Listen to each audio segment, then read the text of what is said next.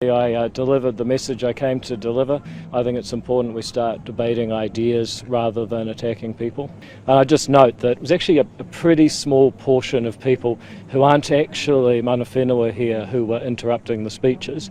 Actually, it was a very successful event where the real hosts were actually sitting and listening very respectfully. There were people who said that we want to take it away. There were people there that said we want to belittle Māori language. I mean, that couldn't be further from the truth in either case.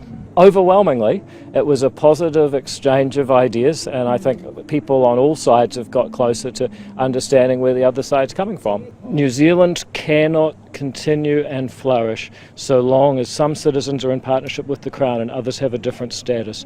That is totally incompatible with liberal democracy as practiced all around the world, and it's been a disaster in so many places it's been tried. We are all working together for a better New Zealand. There's a thirst for this kind of discussion. It's already very popular when the public are asked, and I suspect that the public might do more to persuade my coalition partners than I ever will. Put it this way, end-of-life choice started off with no referendum, and because of the political process it did have one.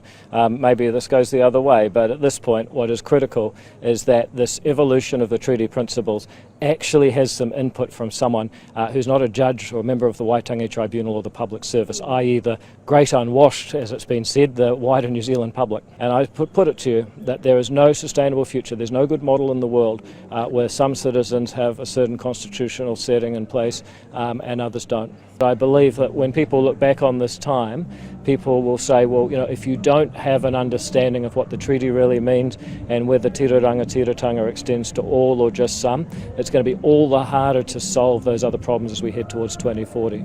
This government is interested in actually allowing all people to self-determine and do things their way, including Māori. That's strengthening Māoritanga. Thing is, it also strengthens people who might come from a Pacific background, people who might be Chinese or Indian, or people who actually don't think ethnicity is a big part of their life at all and just want services delivered their way. That's what devolution is about.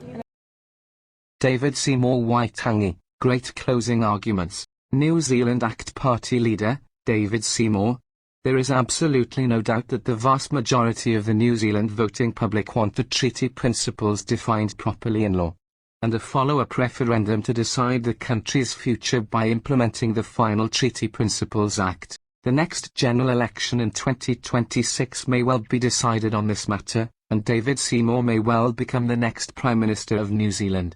That's how important this political issue is. Thank you, David Seymour. Geraint, on behalf of WhangareiTim.